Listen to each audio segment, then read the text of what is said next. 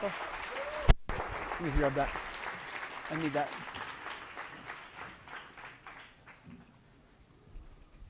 All right, welcome. What's it? It's on. Yep. Welcome, guys. So glad you're here. How many guys, this is your first time out to a life leadership event? A whole bunch of you. Congratulations. Fantastic.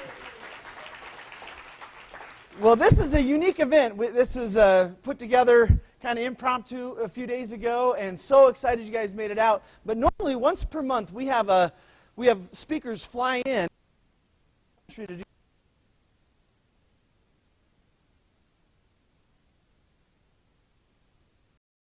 of having someone fly in, what we've done, we put together all the local leaders from Arizona and have a lineup tonight that is absolutely amazing. What's really exciting, this organization is...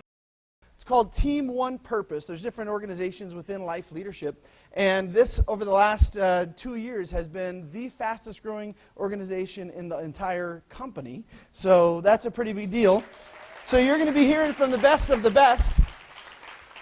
And I want to do a quick overview because I know there's quite a few brand new people in here, and I want to help you understand a little bit and further understand about what we do. Hopefully you had a chance to take a look at some details. Tonight's kind of taking for granted that you've already seen the basics of what life leadership is. And tonight we're going to talk more about what to do, how to do it, why you should do it, and how it's worked for other people. But I want to just recap some of the what life leadership's all about in case you're brand new and fresh. And you know, what's so exciting is that there is... Oh, there we go. Perfect. What's so exciting is that there's a revolution going on right now. You know, I get a chance to speak all across the world. My wife Kenyon and I get to speak all across the world. I just flew back this morning from Salt Lake, but Monday we flew back from Peru. We were in Lima, did a big event out there, and all across the world we're seeing people getting so excited about these concepts, these principles, because truth is in rare supply these days. Right? There's very few people who've gotten the right type of education, the right type of tools to really have success. And what's unique about life leadership, we have a focus of setting people free. And we do that in a lot of different ways. One way is helping people get out of debt. One way is if they're really committed, helping them learn to be totally financially free. Another way is through our nonprofits and our Life on Life initiatives and all the great things that we do there. But the setting people free part stems from a foundation of a program called the Financial Fitness Program. And it is really unique. The Financial Fitness Program and it really encompasses everything we do. It comes in a little green box, but that little green box leads to everything else that we do as a company and a movement. And what we teach people is that there are 3 different areas of finance that we have to get a handle on if we want to become successful. Defense, which is getting out of debt, budgeting, things like that. Offense, learning how to make more money. And the playing field. And what's the playing field? The playing field, we compare it to something called the financial matrix. Have you guys ever seen the movie The Matrix?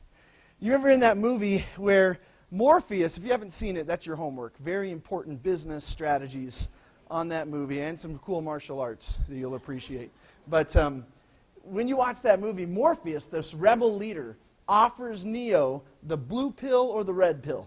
He says, you can take the blue pill, live in your ignorance, watch, reality TV and sports all day, and just ignore the reality of what's going on. Or you can take the red pill, and we'll show you the truth and help you understand what's really happening. And then the rest of the movie is he figures out that all of mankind is really enslaved by this machine.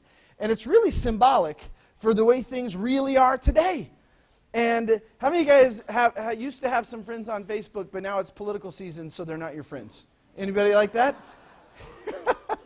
And right, and everybody feels like they have to choose a side, and I'm red and I'm blue, and all reds are bad, evil, and all blues are good, or all blues are bad, evil, and all reds are good. It's just kind of the mentality, and it's a human nature thing. We like to pick a team and rally for the team, even if both teams are really dumb and corrupt and have been proven to enslave the people at different levels, right? And so It's kind of like, do you want to vote for the guy who punched you in the face or punch you in the stomach, right? And so you get to choose. And so anyway, but the point is, and why I say that might sound a little, that might sound like I'm jaded, and I am. But I'm not dependent on politicians to fix my life or the life of our country, right? And if we're depending on politicians to show up out of the grandiose, love in their heart to fix things, then you're going to be waiting a long time. And instead, we have to go out there and make something happen. We have to take charge of our own life first. And how we do that is, first of all, expose people to what the matrix is. And I'll give you some good examples. It's interesting, over the last two presidents that we've had, both of them did massive bailouts to protect the banks. Right? Both of them they have different policies in different areas, but they always protect the money system. And when you look at the history of money, it's amazing, because what money really is, it stems from, back in the old days, we didn't have money and they just traded. Everyone bartered with stuff, right? And so if I grew blueberries and you grew wheat, and I went to trade my blueberries for some wheat, and you got blueberries, I got wheat, we're all good. But what if you come to trade wheat to me, and I'm glucose intolerant, and so I don't want your wheat, go home, wheat boy. And so now, what are you going to do? How are you going to get the blueberries? Well, now I say, I want milk, so you got to go take the wheat to the dairy guy, trade for some milk, and then bring me the milk, and it just takes a long time. And so what became valuable, not because the government said so, not from the state edict, but what happened was money formed as a market, came out of the market as what was most useful for trade. What did everyone accept as value, as a commodity? And they had wampum shells, and they had different, there's lots of different things, feathers but over time, people realized that metal, specifically gold and sometimes silver, was by far the most stable way to have a store of value and trade with each other. And the more we trade, the wealthier everyone is. And so that is a market invention, is money. But then what happened is that you'd walk around with gold in your pocket, and somebody would whack you on the head. And head whacking was really common back then. And so you'd go to the goldsmith, because they had the biggest safe, and say, hey, hold on to my gold for me. And he'd give you some receipts. And so now you have these receipts, which is super, you've got the, you can go back and get those turned in for gold anytime you want. And so people would hold on to those receipts. When they wanted something, they would go back, trade for their gold, and buy it. But pretty soon they realized it was more convenient just to trade receipts. And pretty soon everybody was the whole economy was trading receipts. At any time they could go get their gold, but most of the time they didn't need to. They just traded with receipts. And pretty soon the goldsmith figured out, it'd be pretty easy. Very, very few people ever get their gold. What if I just printed twice as many receipts? And I just spent them like they were real receipts for real gold that I owned, even though I just made them up. And by doing so, those goldsmiths became incredibly wealthy enough to buy up governments and eventually make that whole scheme legal. And today we call it fractional reserve banking. And when you go get a mortgage, you think, that must come from checking accounts and savings accounts. And it's not true. For every $100 you deposit in an account, they are legally able to loan that same $100 bill out to 10 different people at the same time. Isn't that a cool trick? And every time they do that, they're inventing more money. And every time they invent more money, the money you had becomes less valuable. And that's when you have things, what's called inflation, which is where we have the money supply grows and things cost more. And today, just in the last 15 years, since 2000, the prices in the U.S., according to the government CPI, Consumer Price Index, are up 44%. Do you think the average person's salary is up 44%? No, it's down 8% in the last 15 years.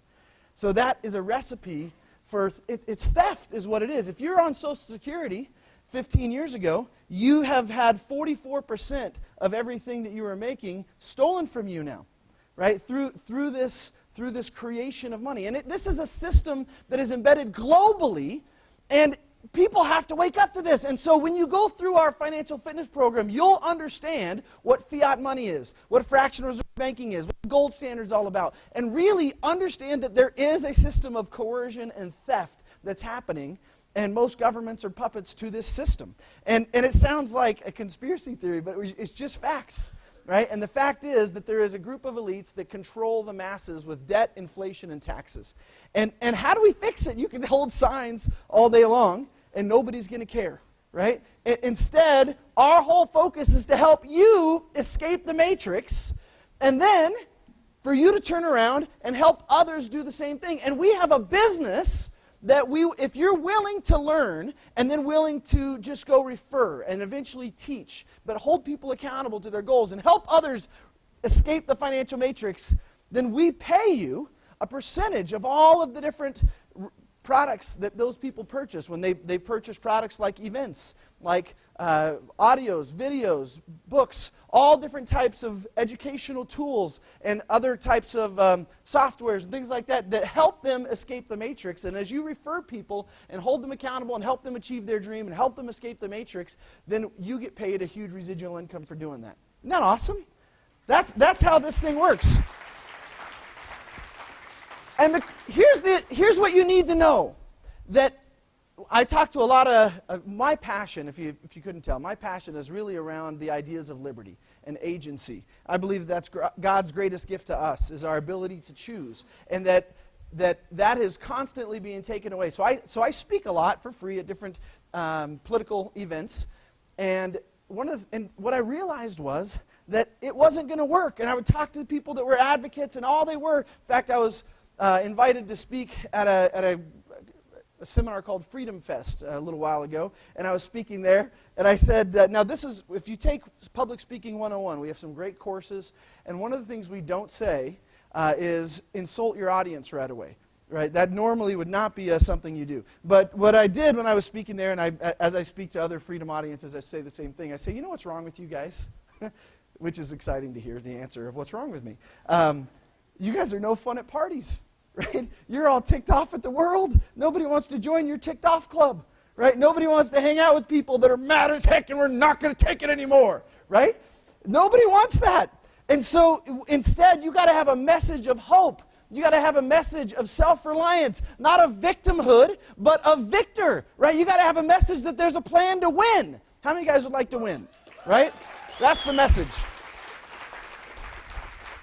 And so, but the only way you win is by monetizing the message, because people won't do it for free, and they're too time-starved and money-broke to think about studying and community service or standing up for their liberty, and that's all planned. That you get free stuff and lots of entertainment so you can become a docile people while you're sheared like sheep. And the focus with life leadership is to pay people lots of money to become good at speaking this into existence and sharing with people how they can escape the matrix. And so we do that in two ways. Play defense, get out of debt, budgeting. We got great tools around that. And play offense. And the offense side is two parts. We have the greatest leadership, personal development, financial education on the planet. And I'm telling you, if you want to have more in your life, if you want to have more success, if you want to have more money, if you want to, whatever you want to have more of, you have to be more to have more, right? I love one of my mentors, Chris Brady, says, you can't take your old crappy self into a bright new future, you'll only darken it. And that's true. If we have this bright future, we have to become the person that belongs in that bright future. Does that make sense? And so what we offer is the greatest leadership, financials, public speaking, sales, conflict resolution, all the different skill sets that you need to win. And those are all offered through our subscriptions like Total Access and our events, all of that. And then the other side is teaching people how to create passive income. And that's what the business side, we teach other ways to do it outside of our business, so that you can build a business system from scratch and learn how to make it systemized like a franchise so you don't have to be there eventually, or buy a business that's already that way. Both of those are very expensive or very time consuming, but we teach you how to do it. Or there's this other option, which is join life leadership where we already have a system in place, where you own, the vehicle is already there. There's already a Ferrari in place. You have to bring your dream as the gas and be willing to push the pedal. That's it, right? And that's what you're here tonight, is to hear about the strategies that have really worked and the dreams, the stories. In fact, tonight we're going to teach some technical details, some strategies, but tonight's more about belief. See, tonight's a special engagement with people in our organization through my parents, Jim and Mary Robson, who got us started, and then all of our team that is going to be speaking tonight. And this is the fastest growing.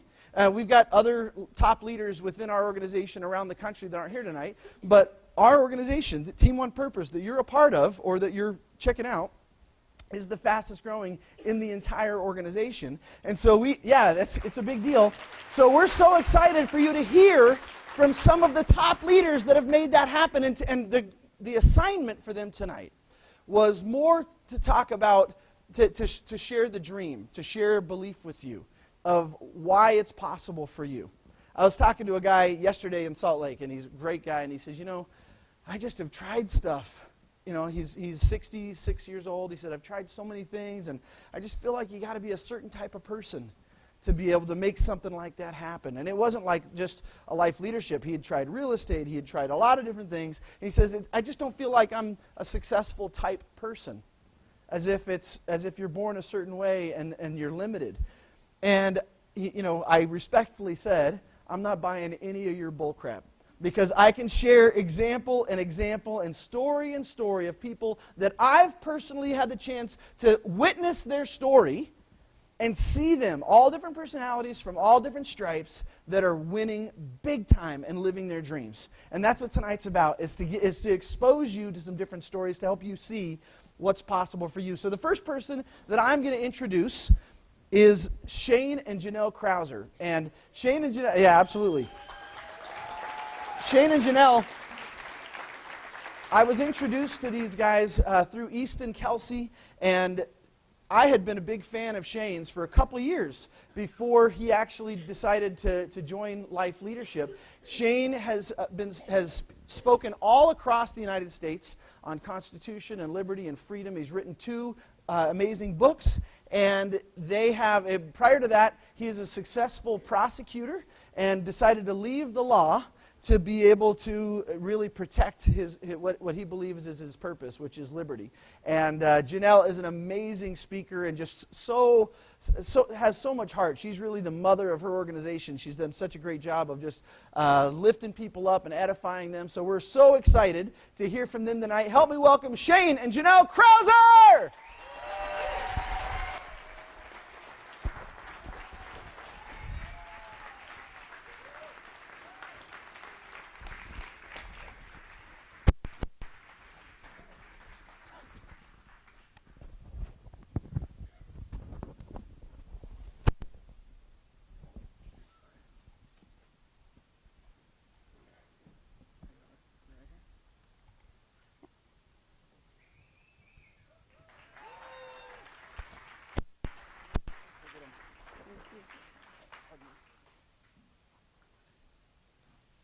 Thank you so much. So we are really excited to be here. This is such a fun venue. I grew up coming here. My uncle worked here while I was growing up. He still works here. If you've been here before and you've seen the blacksmith shop in back, that's my uncle. He's super funny. He tells great stories. So if you ever come back and you see him, go say hi to Uncle Brian. And we're just so happy to be here. And get him involved in life leadership.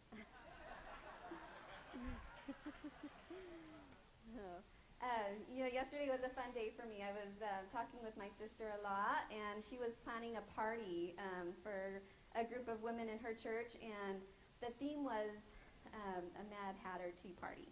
And so we had lots of fun talking about our favorite quotes and moments in Alice of Wonderland, and her daughter kept going around the house saying, "Off with their heads." And anyway, so one of my favorite quotes and lines from the movie was when Alice asked the cat, "Can you tell me which direction I ought to go from here?"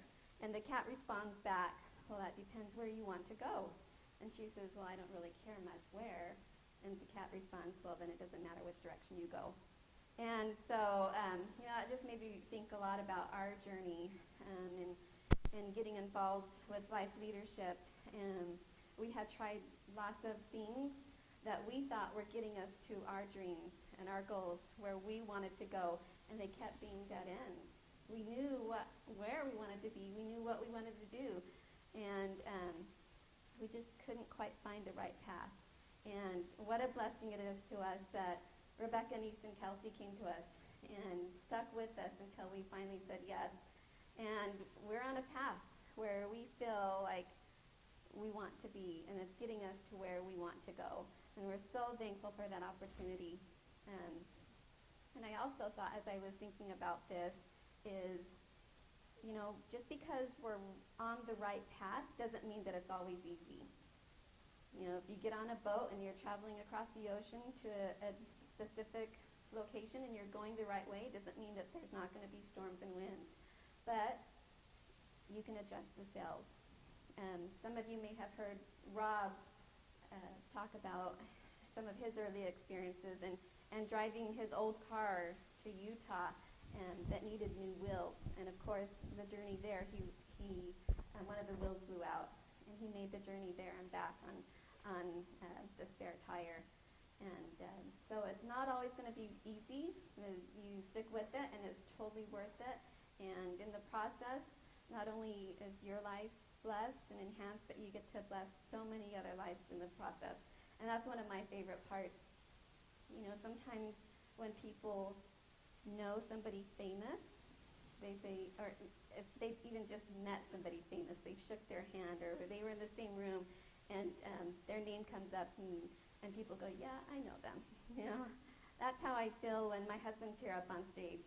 He's so amazing, and he has such a talent for teaching and leading and guiding people towards freedom. And when he's up on stage, I sit back and I says, yeah, I know him and I love him. And he's so amazing. I want to bring Shane up here now.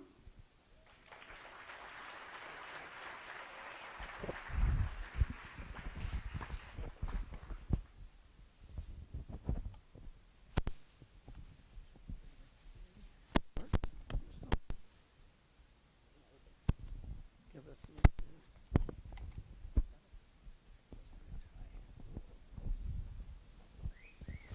Thank you very much. I'm so thankful for Janelle. She's just been incredible. And I don't know what you say about a person who loves unconditionally, who has raised our children up in so many ways to be angels, and a person that really has taught me to believe in myself when I didn't believe. And she's just been an incredible support through this entire journey. And I'll tell you, I love what we're doing in life leadership. I believe, and I'll say it again and again and again because it needs to be shouted to the rooftops until everybody hears, that this is the most viable solution in America for fixing the culture and the things that need to be fixed.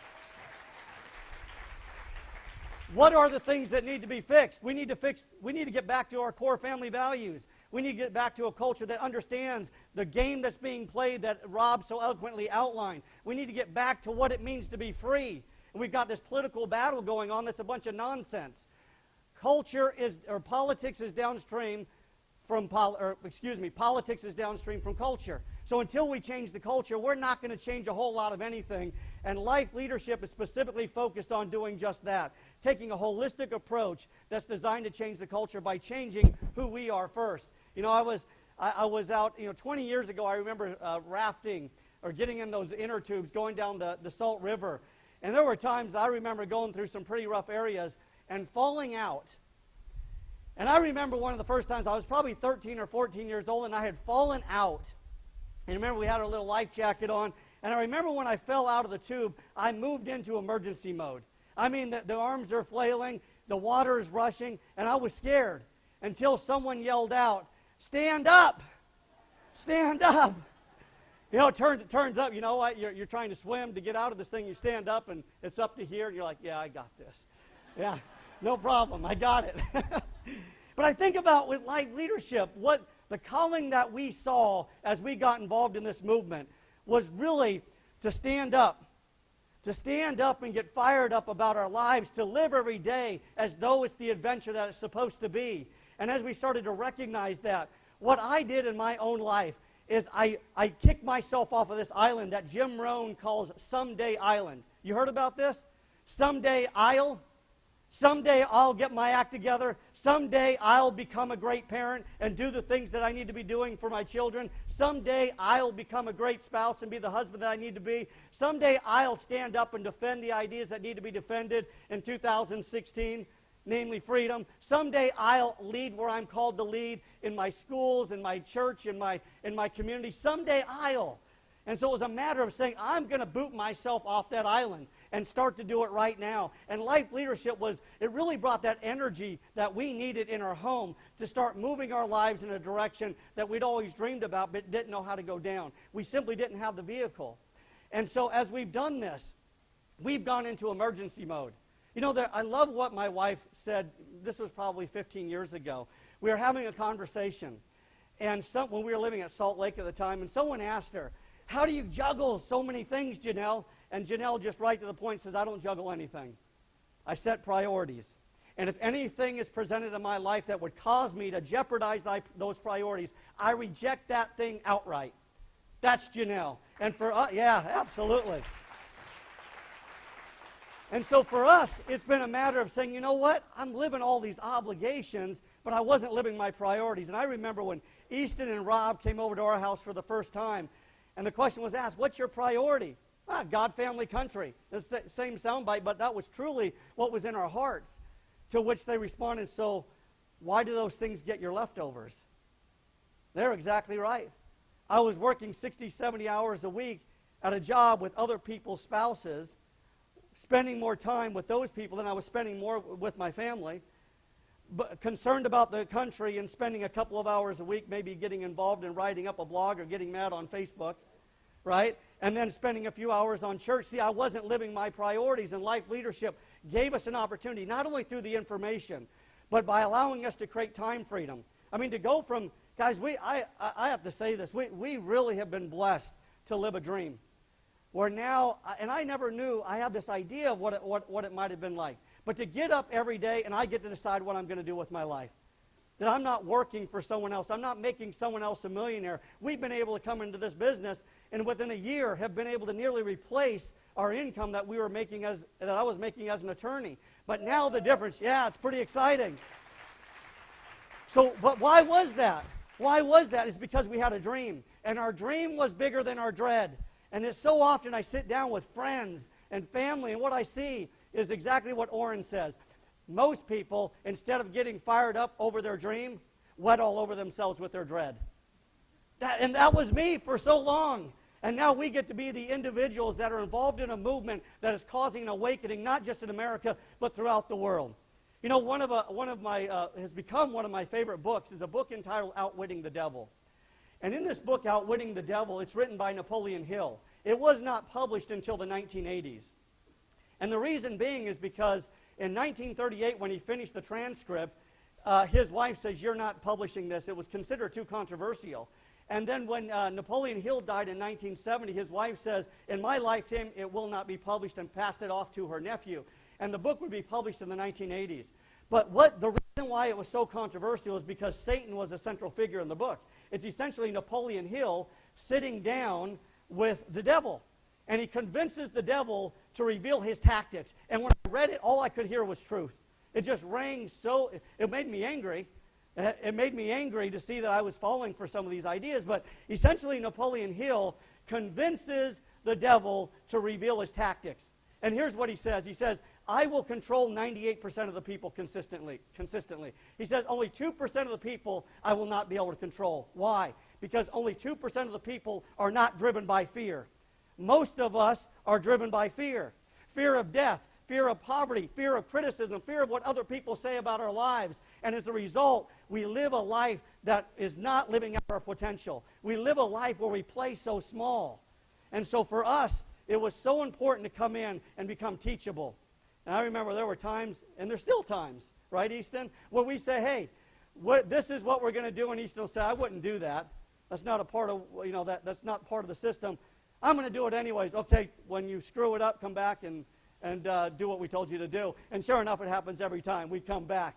But this has been such a fun journey, guys. It's been so much fun. And some of our best friends are right here. We've got family that's becoming involved in this organization. That makes it even more enjoyable. But I'll close with this. One of my heroes is George Washington. And George Washington, he's an icon. Not just here in America, but throughout the world. And in March of 1787, he was being begged to go to a convention that was to start in May. And if you remember, it was James Madison that was trying to get him there.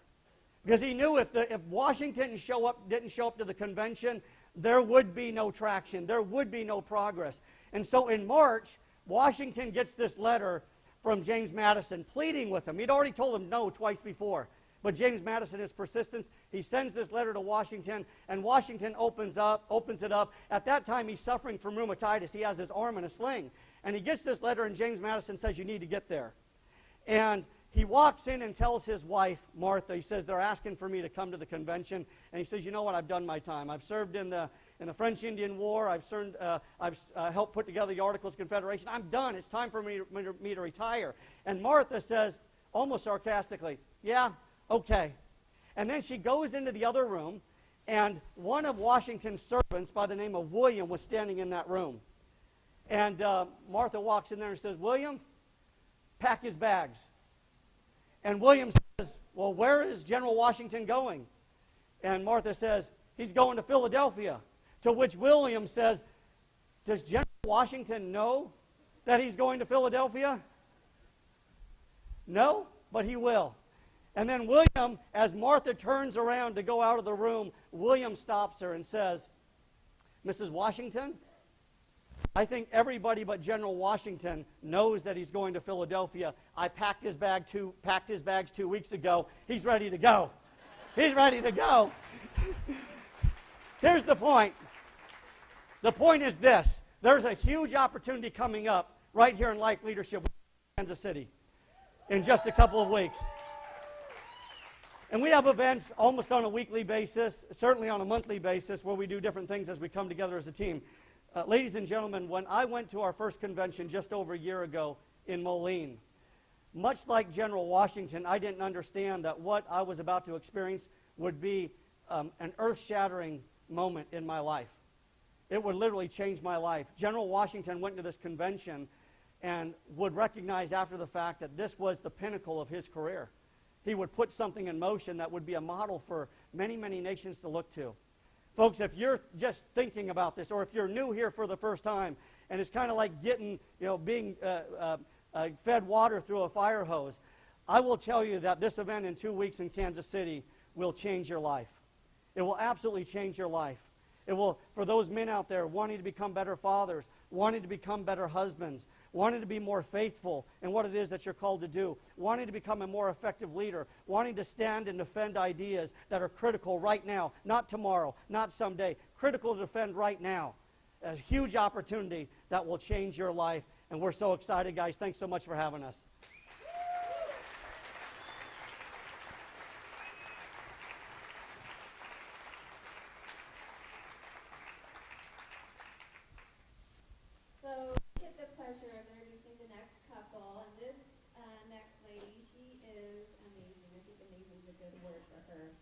She has 4 children, and she homeschools. Isn't that amazing? And she's super fun to hang out with and play games with, even though she's very, very competitive. I think that's one of her best qualities as well, and I think her mom agrees. She's very competitive, and she likes to win, and that's fun. Her husband said that one of his favorite qualities about her is that when she comes to know that something is true and right, there's no stopping her in doing that thing and defending that thing. And in fact, that's what got them started in life leadership, because at first he didn't see it, and she did, and she stuck with it until he came on. I'm so excited about Colin. I have to make something clear as I introduce him. Although he's on a different team, we are very competitive. And I know that his teammates are somewhat upset with us because we did win the volleyball tournament. But as a team, we were the champions in Team One Purpose out at Oren's house not too long ago. But these guys are awesome. Colin is awesome. He is one of the fastest builders, not just in Team One Purpose, but in the entire organization. He's involved in the financial services industry. As Janelle said, they have 4 kids, and he's competitive by nature, loves to compete, loves to win, but not just for himself. He loves to help other people win. So will you please help us welcome coordinator Colin and Harmony Bryce.